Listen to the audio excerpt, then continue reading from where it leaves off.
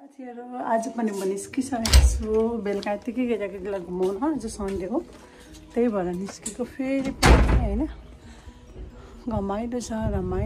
घाम लागेको छ त्यही भएर निस्केको थाहा छैन कहाँ जाने पुगेपछि म देखाउँछु कहाँ पुग्ने रहेछ आज है रमाइलो छ आजको दिन हैन घाम पनि लागिरहेछ बस त्यही सिलियो होला केटाकेटीहरु घरमा बसेर बोर भए त्यही भएर हामी बाहिर निस्केको हाम्रो गाउँ चाहिँ यस्तो छ अब हामी निस्किन्छौँ डेनमार्कको बोर्डर स्विडेन नै आइपुगेछौँ यता साइडमा समुद्र छ कि समुद्र छ हैन समुद्र हैन देखाउँछ है पछाडिको भ्यू हेर्नु क्या दामी साथीहरु हेर्नु त्यसो राम्रो देखेर छ आज आकाश यस्तो खुलेको छ यहाँ गाडीको पछि गयो जस्तै भइरहेछ हामी अब हेर्नु होला रेडी 1 2 3 गो समुद्र स्टार्ट भयो वाउ हेर्नु यति राम्रो देखेको कि आज प्रोग्राम देख्दो रहेछ है यता समुद्र सानो हुँदै जाने कहाँ गएको त हाम्रो पनि थाहा छ पनि जतातिर गए पनि डेनमार्कको चाहिँ सेम बाटो सेम ठाउँ देखिन्छ है अनि के भन्ने अब समुद्रको साइड गयो भने सबै एकैतिर देखिने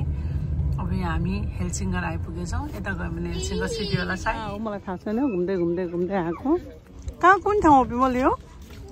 रमाइलो चाहिँ के हेलसिङ्गर अरे सानो पुगे खुसी छ आज चाहिँ अझै मेरो मुटुहरू यिनी त साह्रै खुसी हुन्छ नि जहिले पनि हामी सानो त लास्टै धेरै खुसी भइरहेछ हात हेर्दै हिँड्दा चाहिँ गर्दैन कि कस्तो राम्रो छ यत्तिकै हेर्दा है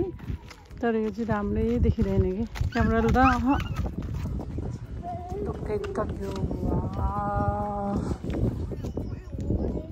सो राम्रो देखेको स्लटिङमा यो चाहिँ सिटी हो होइन यताबाट आएको हामी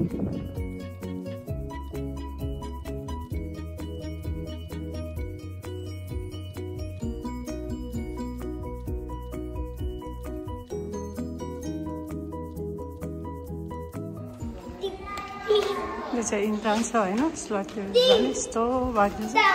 भित्र के छ थाहा छैन सानो कराइरहेछ टिकटक एकदम स्लट कति राम्रो है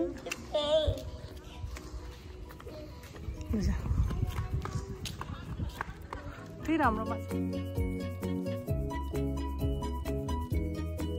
नजिकै यो क्रोनोबर्ग रहेछ यो क्रोनोबर्ग स्लटको के हो नाम त एक्ज्याक्ट मलाई थाहा छैन है पछि फेरि यो त्यो नभन्नु होला थाहा छैन मलाई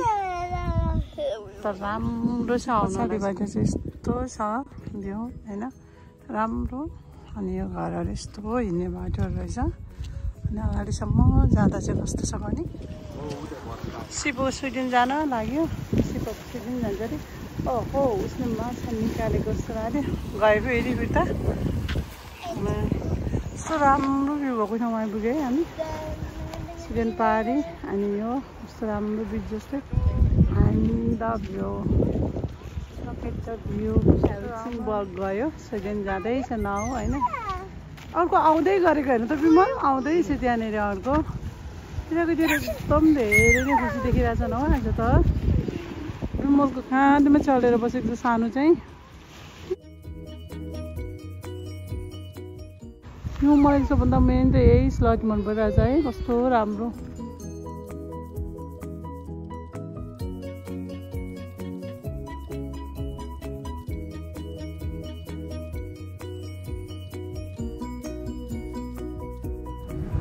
घर जान लागेको घर फर्केको अब हामी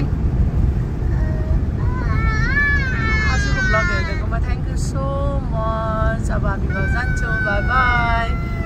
बाई बाई विमल मम्मी सानी